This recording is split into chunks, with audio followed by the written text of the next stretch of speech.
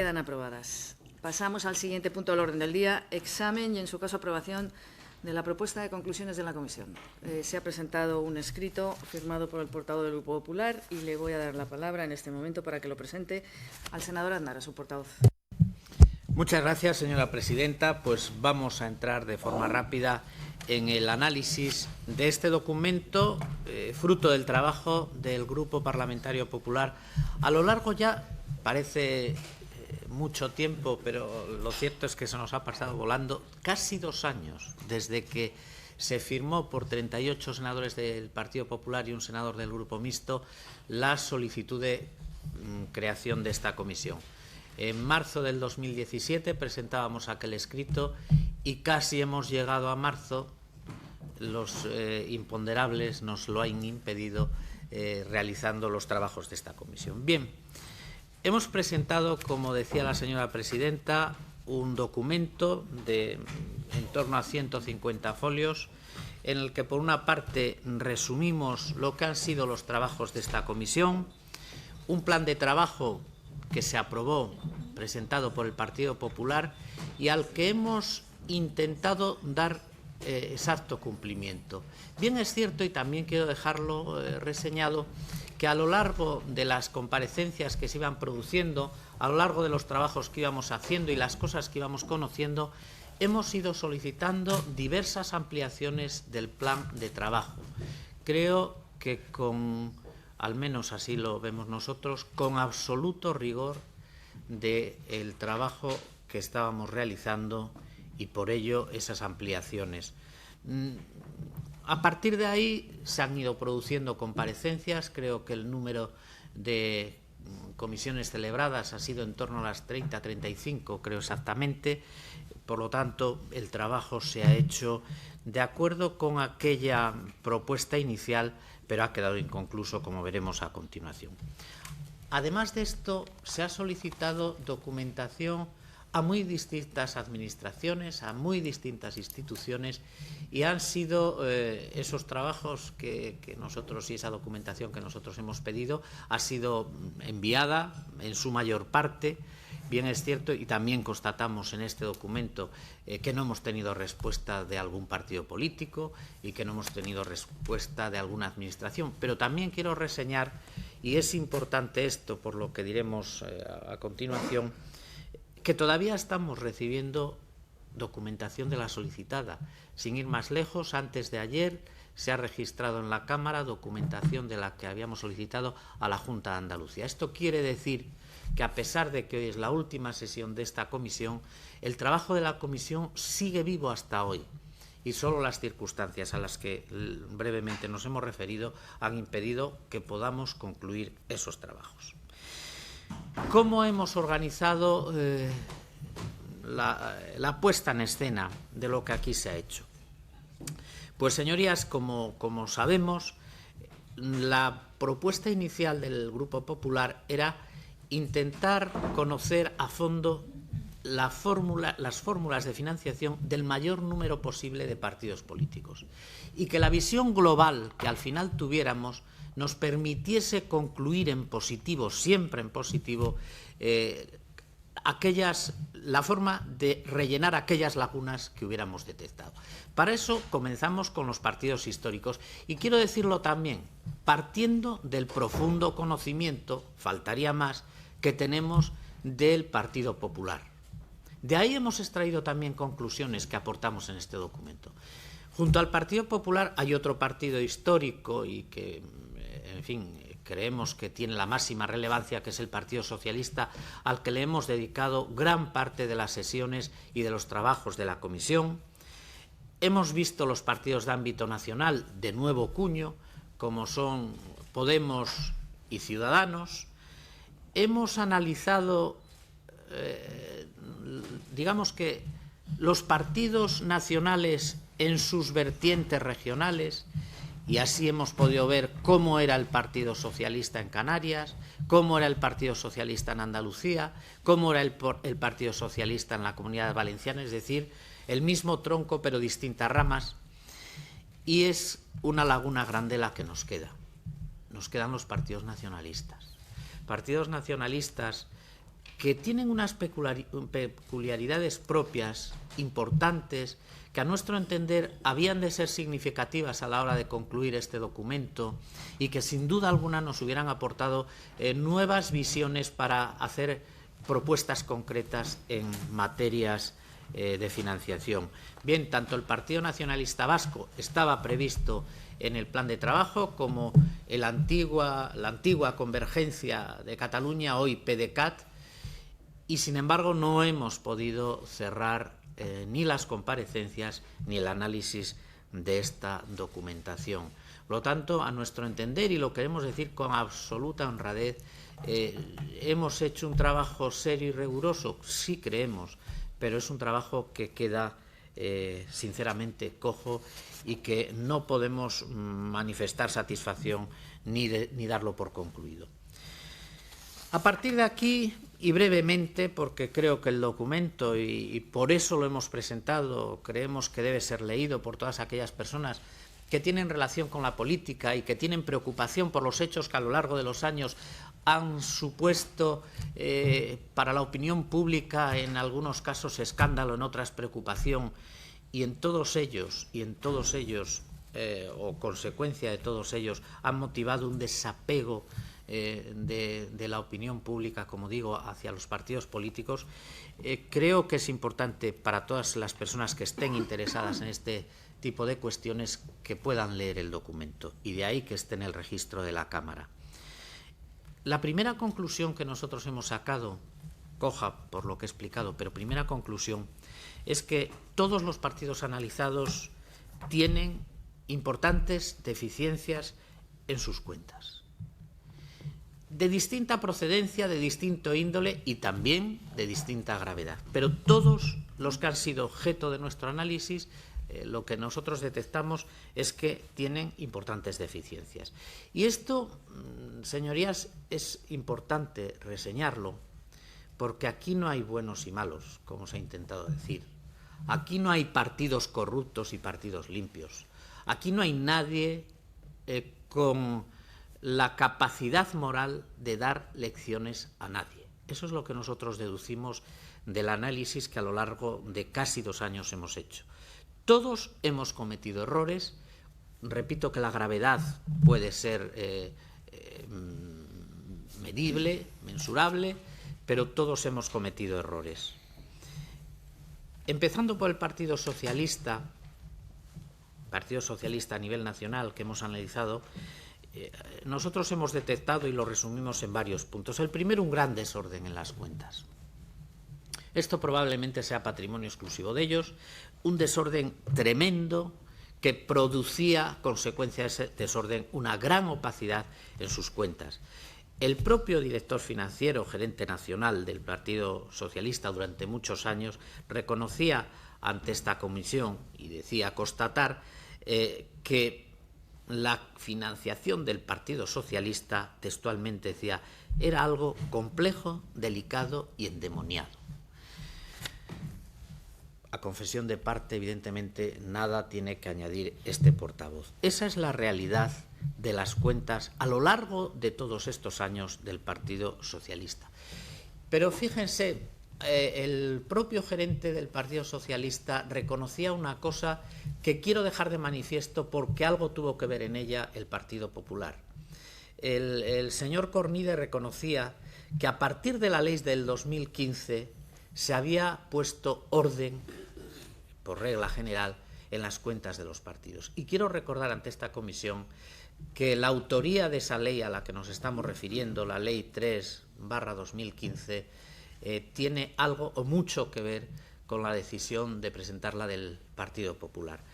Bien, aparte de que hay un reconocimiento generalizado a que se ha producido una mejora notable y se ha puesto un cierto orden en la cuenta de los partidos, sigue habiendo cuestiones que hay que mejorar. Miren, la gran duda, aparte de la opacidad en las cuentas que nos supuso, que nos aportó el Partido Socialista, fueron las dudas respecto a los inmuebles y las sedes. Es impensable hoy día que un responsable político, como era el gerente nacional, confesase abiertamente que era incapaz de decir el número de sedes que tenía el Partido Socialista a nivel nacional.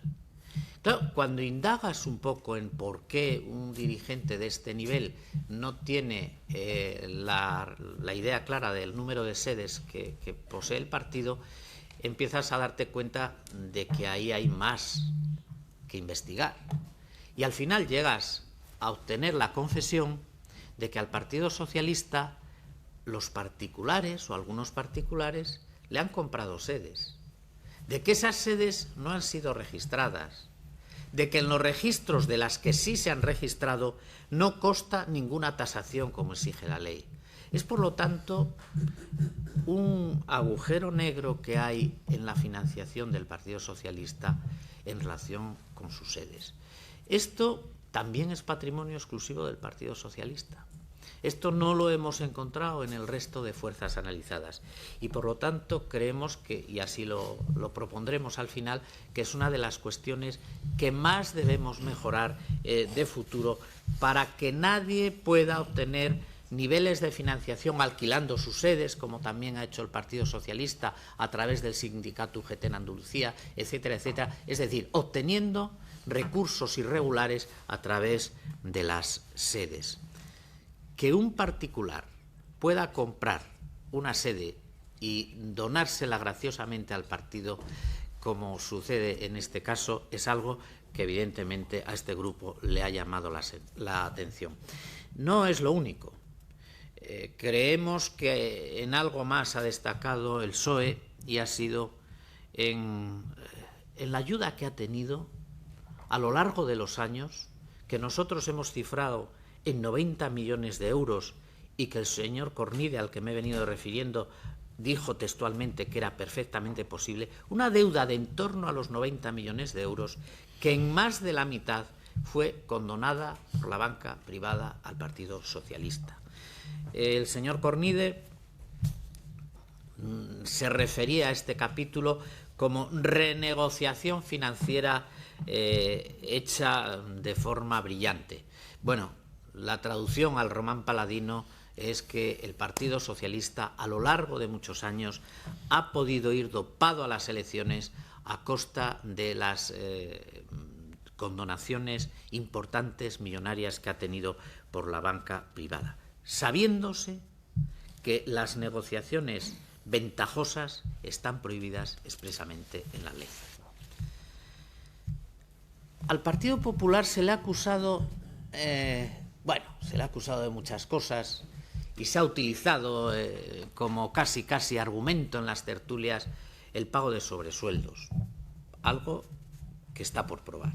Bien, el director gerente del Partido Socialista reconoció ante esta comisión,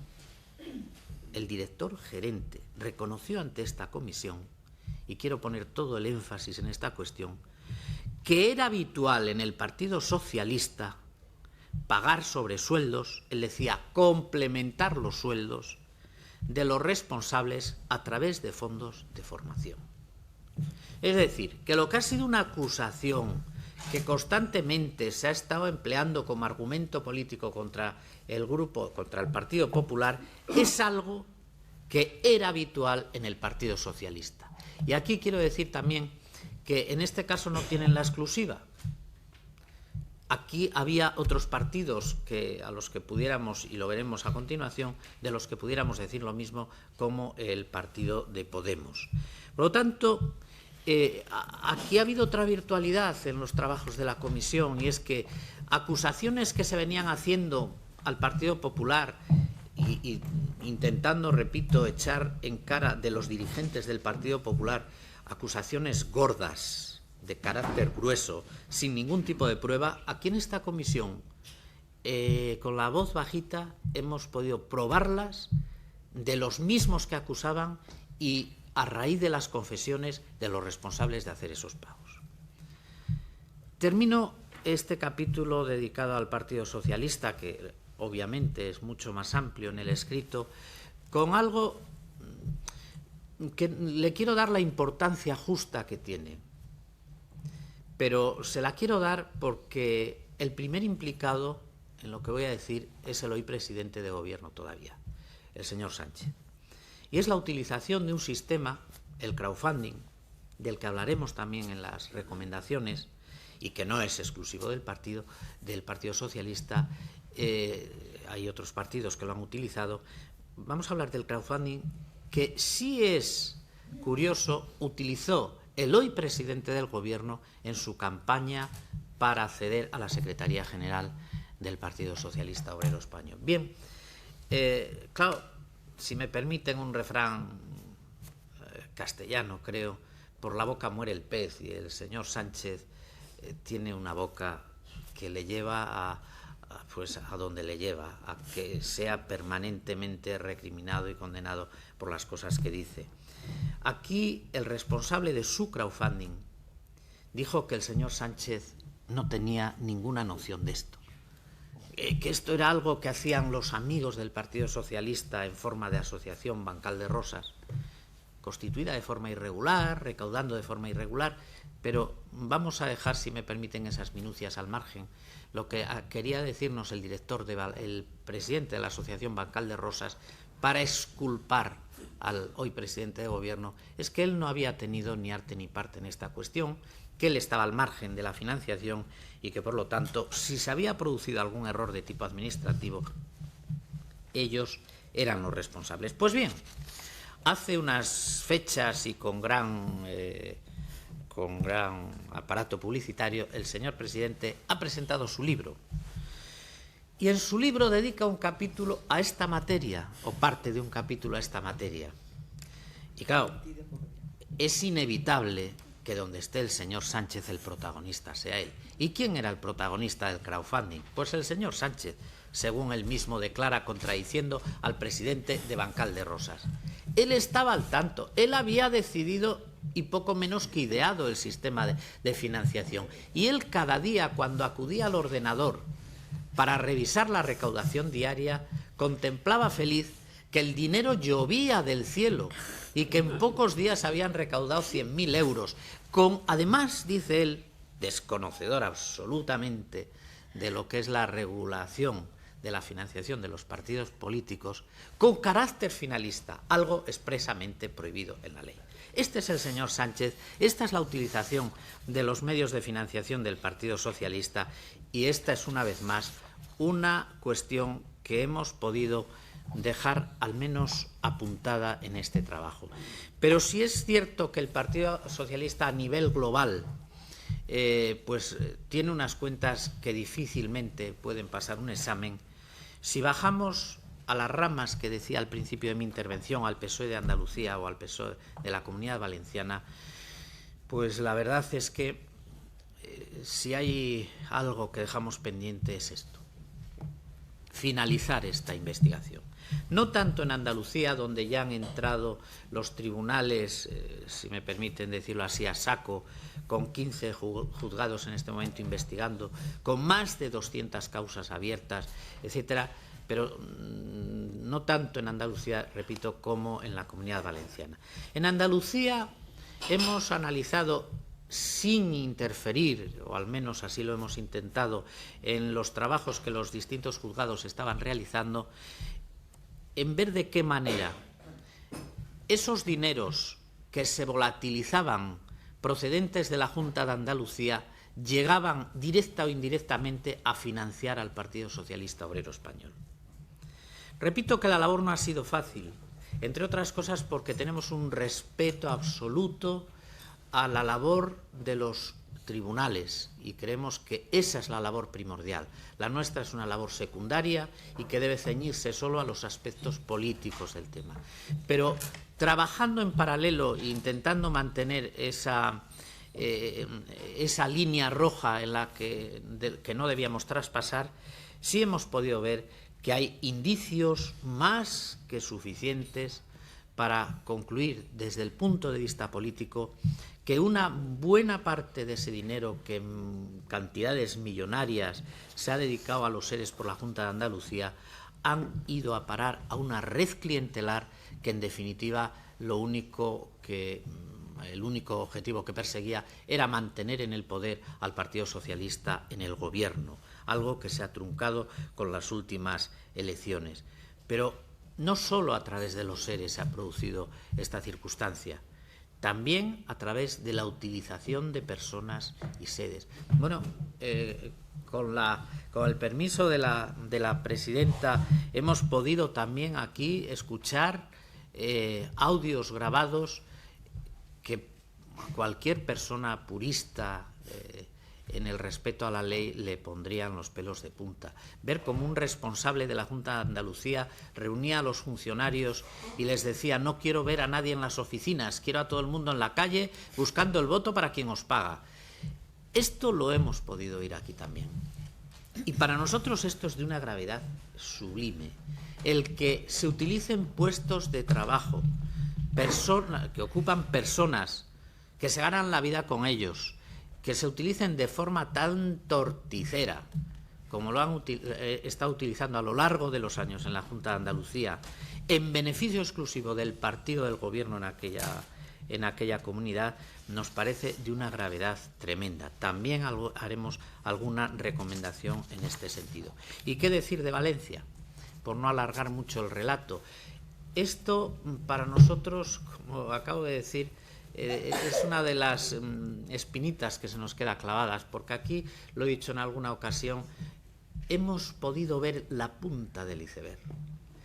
Y lo quiero decir muy claro, que recogiendo el sentimiento de mis compañeros, confiamos en que los tribunales continúen con la investigación que hay abierta en alguno de ellos y que profundicen hasta el final, como hace nuestra justicia, en los temas de la Comunidad Valenciana relacionados con los contratos que en la época del gobierno del Partido Socialista del señor Zapatero como presidente del gobierno se hicieron relacionados con el plan hidrológico que anularon del Partido Popular y con la construcción de desaladoras en todo el Mediterráneo, de donde, a nuestro entender, se han producido importantísimas fugas de dinero que han ido, entendemos nosotros, a campañas políticas, a campañas electorales del Partido Socialista. Nuestra esperanza es que los tribunales continúen con este asunto, porque probablemente, en lo que hemos podido intuir, sea el caso más grave de corrupción política que se ha dado lamentablemente en nuestro país. Voy a hacer una mínima referencia, porque no se enfaden, al Bloc Compromís. Este partido, esta coalición que gobierna con el Partido Socialista de la Comunidad Valenciana, es socia al 50%, si se me permite hablar en estos términos, del Partido Socialista de la Comunidad Valenciana. Y si alguna responsabilidad se encuentra en su momento al Partido Socialista, será compartida por el Bloc Compromís, puesto que todos los indicios que hemos visto apuntan en ese sentido. Lo hemos explicado hasta la saciedad, porque ha habido muchas comparecencias en relación con esta cuestión, de qué manera una empresa gestionaba los contratos y se convertía en la financiadora del Partido Socialista a través de los contratos de otras empresas. Creo que no debemos emplear mucho más tiempo en esto, que es de las cuestiones que más tiempo nos ha llevado, pero que lamentablemente pues nos queda por cerrar. El PSOE de Lanzarote, pues tal vez podamos decir, es que es una cosa pequeña, es un partido pequeño. Aparte de adolecer de los mismos vicios que el PSOE a nivel nacional, pues por lo que pudimos aquí ver en las comparecencias que tuvimos en relación con este apartado, vuelven a pecar de lo mismo, a utilización de medios públicos para fines partidistas. Por lo tanto, damos por recogido en los epígrafes anteriores todo lo relativo al PSOE canario. Entramos en un partido a continuación de los que hasta hoy por lo menos han tenido una relevancia grande a nivel nacional en sus distintas fórmulas, mareas, uniones de distinto tipo, en fin, sería larguísimo relatar todos los nombres de Podemos, y además habría que decir ellos y ellas, con lo cual no terminaríamos esta comisión. brevísimamente, señorías. En relación con Podemos hay dos cuestiones. Una, crowdfunding. Es claro que deducimos nosotros de las investigaciones hechas aquí en la comisión que es necesario hacer una regulación del crowdfunding de futuro. Es una fórmula que bien regulada puede ser aceptable en los tiempos que corren y con la utilización que hoy la gente hace de las redes sociales, puede ser válida, pero regulada. Y que no se pueda realizar a través de un supuesto crowdfunding blanqueos de dinero. Dinero procedente de dentro o de fuera de España. Ahora hablaremos de ello. Blanquearlo a través de supuestas donaciones que personas que llevan en paro hasta 2 años ingresan en las cuentas de Podemos. Con carácter finalista también, según reconoció aquí el propio responsable de Podemos. Microcréditos, llámenlo como quieran, al final estamos hablando de lo mismo. Y a nuestro entender, y visto, repito, las circunstancias actuales, sería bueno que, y así lo propondremos, que se regule estas fórmulas de financiación, que son válidas para las empresas, dejémoslo muy claro, pero no para los partidos políticos. Hay una segunda faceta de Podemos que apunté antes al hablar del Partido Socialista, que es, la utilización que se hace de la demagogia y que tanto perjudica a la política. Porque al final es que a base de demagogia no nos cree nadie. Y esto había que cortarlo de forma radical. En Podemos se ha predicado que son un poco menos que los defensores del pobre, los defensores de las clases humildes. En fin, con este lenguaje decimonónico que ellos utilizan y que tan buen resultado les ha dado, por otra parte. En fin, yo sobre eso nada que criticar. Cada uno es muy libre de hacer los planteamientos como quiera. Pero el ejemplo eran ellos mismos, los dirigentes de Podemos, que se comprometían en estas declaraciones de ética política, a través de las cuales nos daban lecciones a todos los demás, se comprometían pues a cobrar solamente 3 veces el salario mínimo interprofesional. Mentira. Señorías, mentira. Y presumían de algo que era falso rotundamente. Y aquí también lo pudimos comprobar a base de preguntar y repreguntar al responsable económico de Podemos. Bueno, esa es, por así decir, el sueldo base. Pero a partir de ahí vienen los complementos y al final del sueldo base y los complementos, pues lo que cobran los señores de Podemos es lo mismo que cobra cualquiera de otro partido político. Sin que hagamos bandera de ello, sin que presumamos ni intentemos dejar más al resto de colegas políticos con estos argumentos. Bien, los sobresueldos o las aportaciones de los cargos de Podemos al partido eran rotundamente falsas. Fórmulas de financiación extranjera. Este es otro de los asuntos que lamentablemente nos ha quedado a medio trabajar. Y no por nuestra voluntad, sino creo que todo el mundo ha sido consciente del esfuerzo que desde el Grupo Popular se ha hecho en que aquellas personas que podían aportar luz al dinero proveniente de Venezuela comparecieran en esta comisión. Evidentemente las dificultades son inmensas porque estas personas están cambiando de domicilio, pues cuestiones de seguridad. Aún así logramos traer a alguno de los representantes notables que hoy el exilio venezolano tiene, como fue el presidente del Tribunal Superior de Venezuela, que en esta comisión, ante esta comisión, declaró cosas desde nuestro punto de vista gravísimas. Y que nosotros esperamos, confiamos en que como esas declaraciones son públicas, como esas declaraciones están recogidas en un diario de sesiones del Senado de España, la justicia pueda investigar qué hay detrás de ellas. En esta sala y ante esta comisión, el compareciente dijo que sería importante que se investigaran las adquisiciones de inmuebles en determinadas calles de Madrid, que él enumeró, por capital extranjero, y que se empezasen a atar cabos sobre todas estas denuncias que él hacía. Bien, a nosotros se nos ha quedado corto el tiempo. Evidentemente, seguíamos intentando tirar de este hilo. Estábamos a la espera de recibir, parece ser, documentación importante que desde miembros destacados desde el exilio venezolano, como este hombre al que me estoy refiriendo, y como la propia fiscal general también en el exilio, habían quedado comprometidos en enviarnos. Probablemente se reciban una vez desaparecida la comisión, pero creemos que aquí tenemos una importante laguna que podría probar, y lo pongo en condicional obviamente, que el partido de Podemos es una extensión de la política bolivariana que tiene ramificaciones por todo el mundo.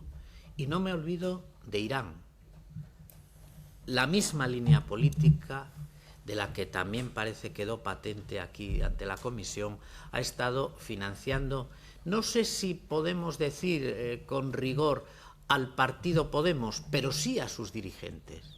Hasta el teléfono le pagaban a Pablo Iglesias, algo que es público y notorio.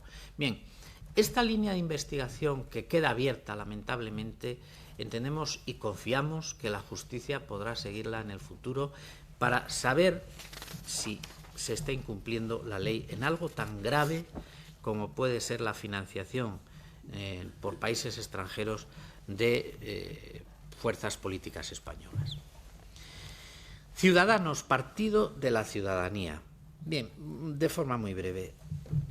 El reproche que el Tribunal de Cuentas ha hecho de las cuentas de Ciudadanos, partido que ha venido para regenerar España, el partido que ha venido para luchar contra el transfugismo, el partido que ha venido, en fin, para tantas cosas, y del que tantas lecciones estamos recibiendo a diario, el partido que ha pedido la dimisión de miembros del Partido Popular por estar investigados y sigue manteniendo en alcaldías y en puestos de relevancia personas con investigaciones en curso. Ese partido que nos ha dado lecciones a todos ha recibido el mayor reproche que ningún otro partido ha recibido antes del Tribunal de Cuentas. Curiosamente, la utilización de los fondos de los grupos institucionales por parte de Ciudadanos, la utilización de los fondos de los grupos municipales por Ciudadanos nos generan dudas inmensas. A ellos mismos les generan dudas desde el momento en que decidieron utilizar subterfugios, si quieren ustedes, entrecomillado, trampas en el solitario para, de alguna forma, que no se supiera cómo se estaban utilizando los recursos provenientes tanto de los grupos institucionales como de los grupos municipales para campañas electorales y para la dirección del partido a nivel nacional. Con absoluta sinceridad, tenemos que decir que a nosotros también nos surgen muchas dudas en cuanto a esto y que a lo mejor el gran error de Ciudadanos ha sido utilizar subterfugios en vez de hacer las cosas limpiamente y con claridad. ¿Por qué decimos esto?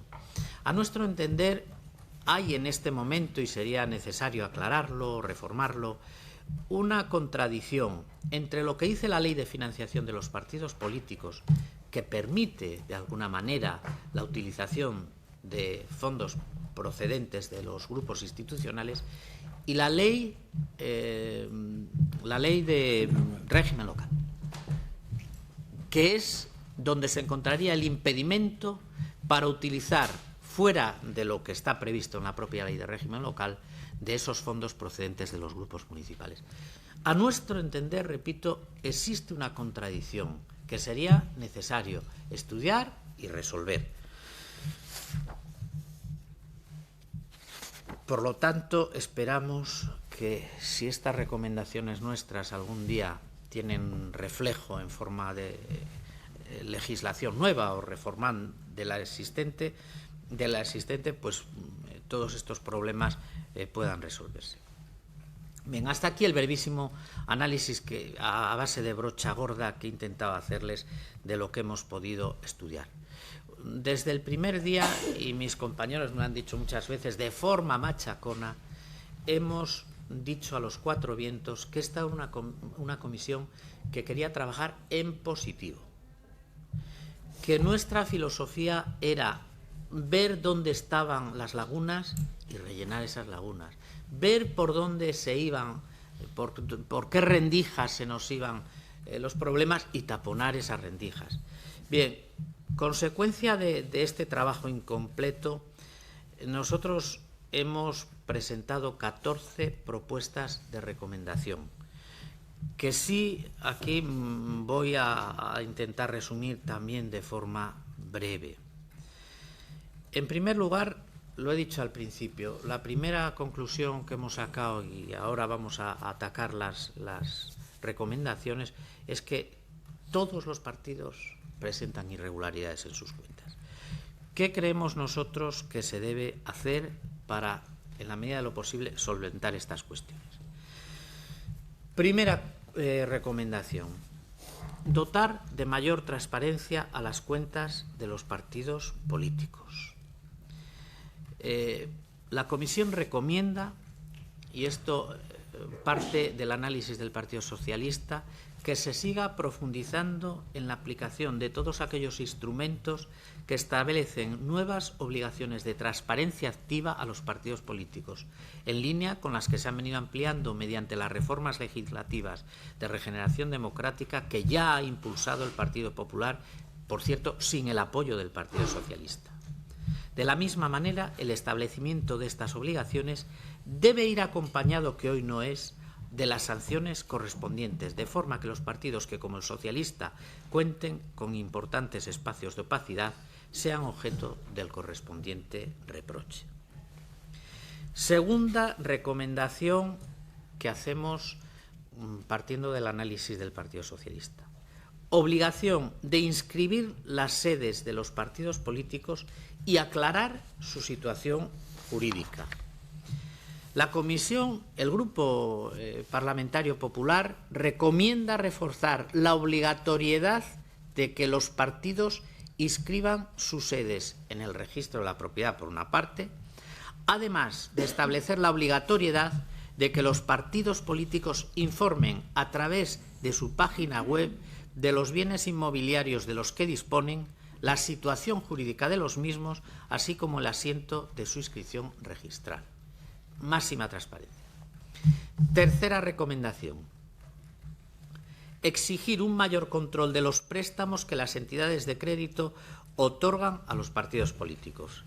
El Grupo Popular recomienda extremar los controles en relación con los préstamos que las entidades de crédito otorgan a los partidos políticos, cuya condonación y renegociación en condiciones ventajosas sobre el mercado está prohibida a raíz de la reforma legislativa, una vez más impulsada por el Partido Popular y una vez más sin el apoyo del Partido Socialista.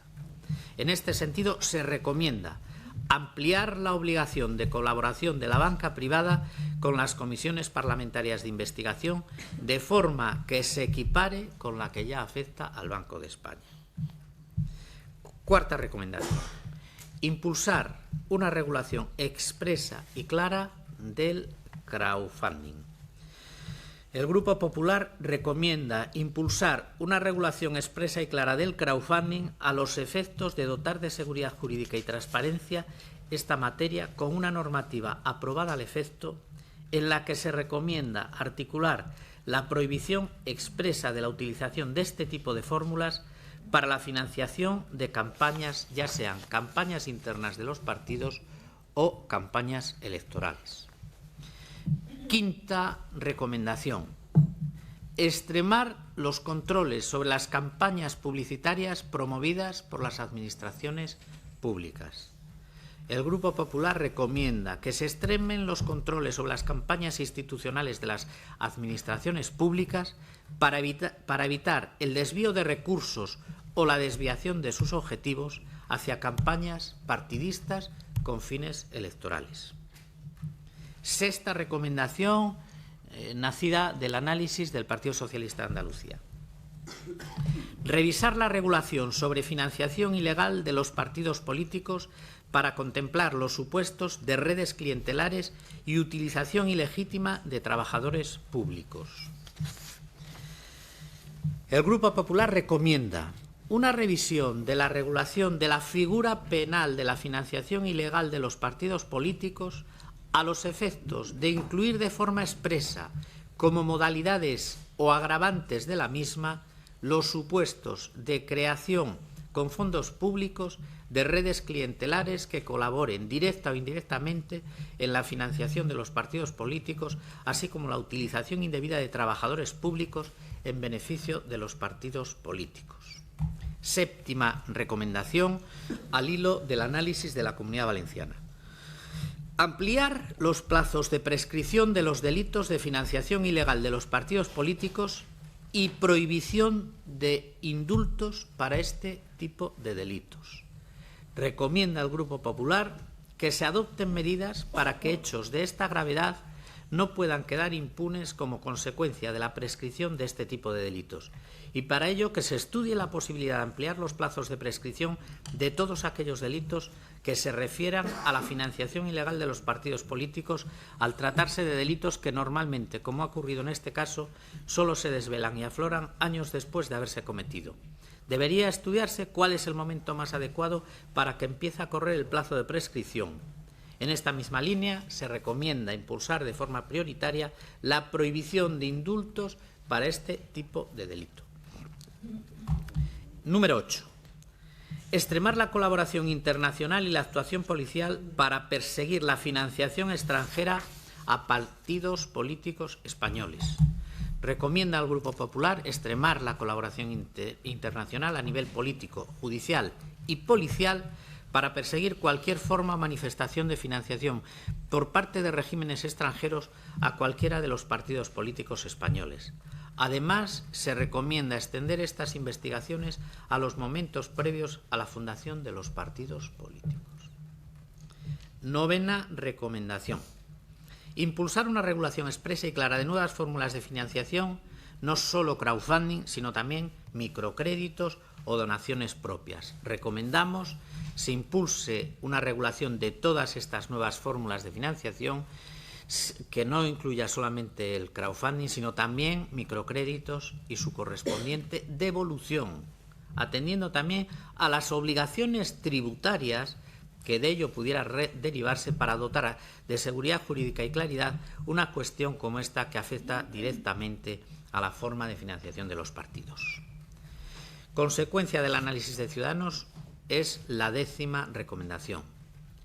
Endurecer las medidas contra los partidos políticos cuyas cuentas no sean aprobadas por el Tribunal de Cuentas. Recomienda al Grupo Popular que se impulsen las reformas legislativas, y permítanme el paréntesis, estábamos ya en ello, algunos de los miembros de esta comisión, necesaria para completar el supuesto en el que dicho tribunal no pueda aprobar las cuentas anuales de un partido político por las irregularidades detectadas en la misma como un hecho que dé lugar a la correspondiente infracción, que se tipifique como tal y, por lo tanto, lleve aparejada la sanción que se considere conveniente, oportuna y proporcionada a la gravedad de los hechos. 11. Y vamos terminando. Regular con mayor claridad la cuestión de la utilización por parte de los partidos políticos de los fondos de los grupos institucionales, algo a lo que me he referido antes. Señalamos y proponemos la conveniencia de mejorar la regulación sobre la financiación y su eventual relación con los recursos de los grupos institucionales para aclarar y aportar seguridad jurídica a estas situaciones, así como evitar que se produzcan dinámicas de opacidad o fórmulas irregulares de financiación. Señorías, las 3 últimas conclusiones nacen de la experiencia que esta comisión ha tenido a lo largo de 20 meses. Y es, a nuestro entender, la propuesta de las reformas que entendemos que debieran introducirse en los reglamentos de las cámaras o en las leyes que en su momento se estime oportunas, para reforzar y clarificar la labor de las comisiones de investigación. El primer punto en relación con esto es el número 12, la necesidad de acortar los plazos de citación. Y lo voy a leer textualmente porque creo que es importante. En la vigente ley de comparecencias, ley de 5 del 84, de 24 de mayo, se establece un mínimo de 15 días de antelación para requerir la presencia de un compareciente ante una comisión de investigación. Lo que en la práctica, y esto lo hemos venido sufriendo, se traduce contando los días hábiles en 3 semanas. Esto significa una excesiva lentitud a la hora de organizar la agenda de trabajo de la comisión y la eficacia de la misma, añado yo. Además, han pasado ya 35 años de la entrada en vigor de esta ley y la propia sociedad es mucho más dinámica. Las comunicaciones son en su mayoría telemáticas y los medios de transporte han experimentado con autovías y alta velocidad un cambio muy notable. Por lo tanto, para dar una mayor agilidad en las citaciones, se recomienda citar en 5 días hábiles y mantener la urgencia en 3 días hábiles. La 13. Reforzar la capacidad de notificación de la comisión. Hasta la fecha se ha venido recabando la información sobre el domicilio al que dirigir la citación indirectamente a través de gestiones con las autoridades. Sería necesario, a través de la Ley de Procedimiento Administrativo, que el Parlamento pueda obtener del Instituto Nacional de Estadística y otros órganos del Estado acceso directo a los domicilios de los llamados a comparecer sin necesidad de intermediarios. Esto daría una agilidad tremenda a las comisiones de investigación. Y por último, 14. Equiparar las facultades de investigación de la Comisión de Investigación Parlamentaria al Tribunal de Cuentas o al Defensor del Pueblo. El Grupo Popular recomienda que las facultades de investigación de las comisiones parlamentarias de investigación se equiparen a las del Tribunal de Cuentas o a las del Defensor del Pueblo, en lo referente a la obtención de información a través de documentación, a solicitar tanto a entidades públicas como a privadas perceptoras de subvenciones públicas que tendrán la obligación legal de colaborar con la comisión con apercibimiento de sanción en caso contrario. Tanto el Tribunal de Cuentas como el Defensor del Pueblo son órganos auxiliares de las Cortes Generales y están nombrados por las mismas Cortes Generales. Es una paradoja que, proviniendo del Legislativo, tengan más facultades ejecutivas que el órgano del que proceden ante el hecho de una comisión de investigación.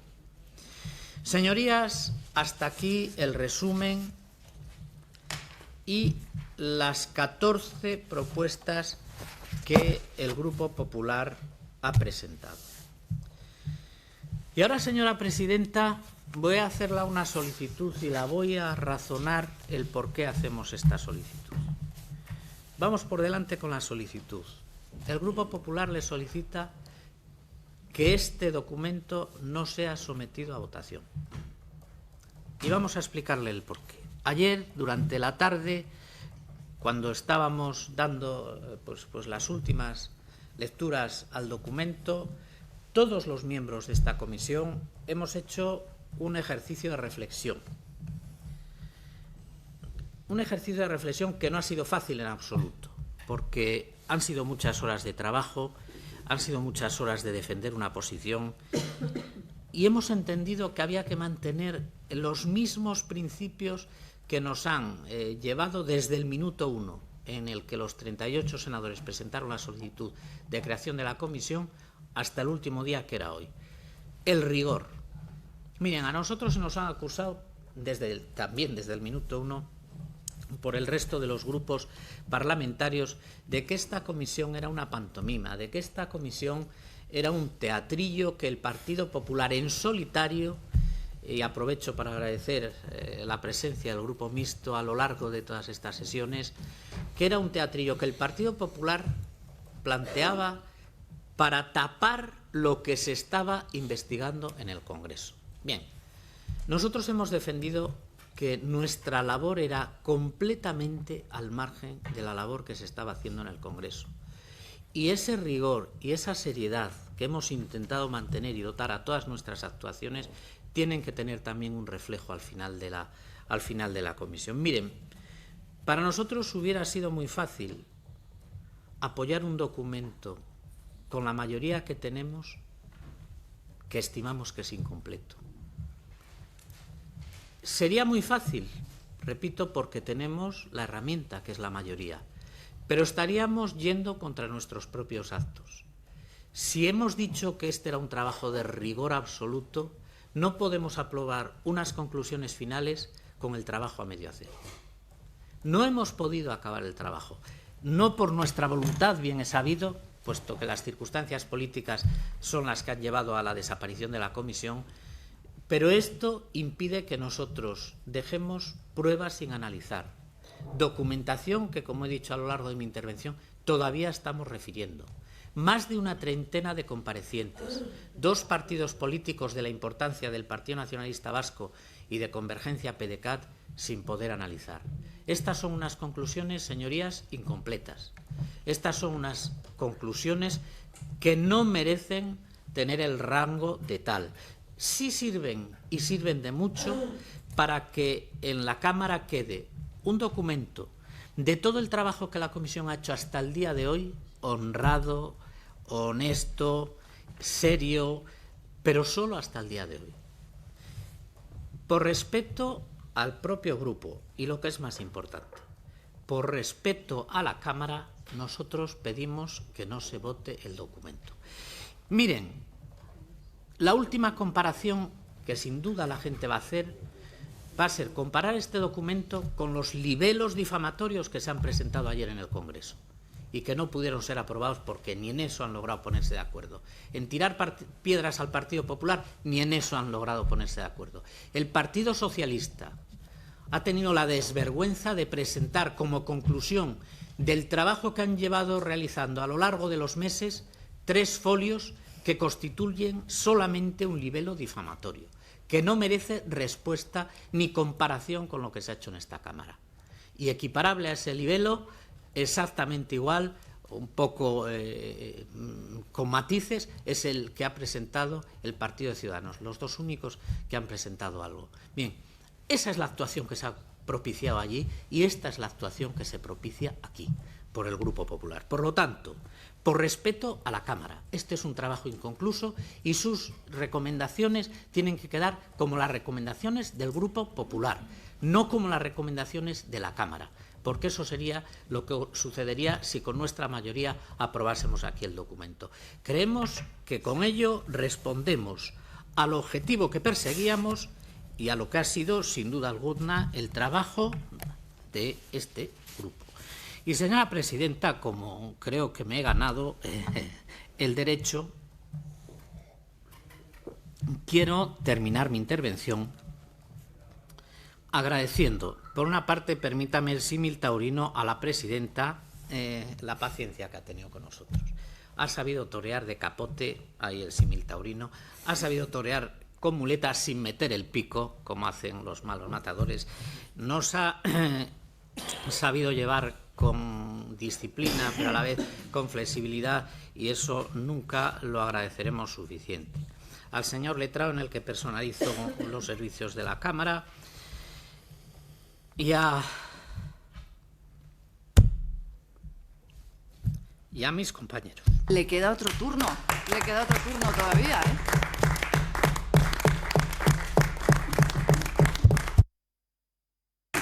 Pues muchas gracias. Le espero en el siguiente turno. Como siempre, señorías, abrimos turno de portavoces y, como siempre, le voy a dar la palabra al portavoz del Grupo Mixto, el senador de Unión del Pueblo Navarro, el senador Yanguas. Pues muchas gracias, señora presidenta. Yo no pensaba decir nada, de hecho no había traído nada escrito. De hecho, no iba a volver a explicar la posición del Grupo Mixto en esta comisión, pero yo creo que obvia volverla a explicar porque ustedes ya la conocen, y simplemente me quiero adherir al capítulo de agradecimientos a la presidenta, a toda la mesa, al señor letrado y a los portavoces y a todo el trabajo que se ha realizado. A mí me ha servido para aprender bastante en esta comisión y nada más. Desearles a todos mucha suerte cuando se disuelvan las cámaras. Nada más. Buenos días. Muchas gracias, senador Yanguas. En ausencia del Grupo Nacionalista, Partit Demócrata, Agrupación Erreña Independiente, Coalición Canaria. En ausencia del Grupo Vasco en el Senado. En ausencia del Grupo Parlamentario de Esquerra Republicana. En ausencia del Grupo Unidos Podemos, En Común, Podem, En Marea. En ausencia del Grupo Socialista, senador Aznar, ¿le puedo volver a dar la palabra? Vamos a ver, señora presidenta. Es que me gustaría que constase en acta mi agradecimiento persona a persona. María Aparicio, Mario Arias Navia, Joel Delgado Cáceres y su sustituto hoy, Alfonso, mi compañero leonés, Dionisio García Carnero, siempre maestro, Juan Antonio Erasmuela, Carmen Leite y Jaime González Taboada, que ya ha sido uno más del grupo, Esther Muñoz, Joaquín Luis Ramírez, Carmen Riolobos, Diego Sánchez Duque, Cristina Sanz Barrios, Cristina Ayala, que también nos ha acompañado, a la presidenta ya se lo he hecho, y permítanme que personalice el agradecimiento en dos personas, Marangulo y Javier. Senador Javier Rodríguez.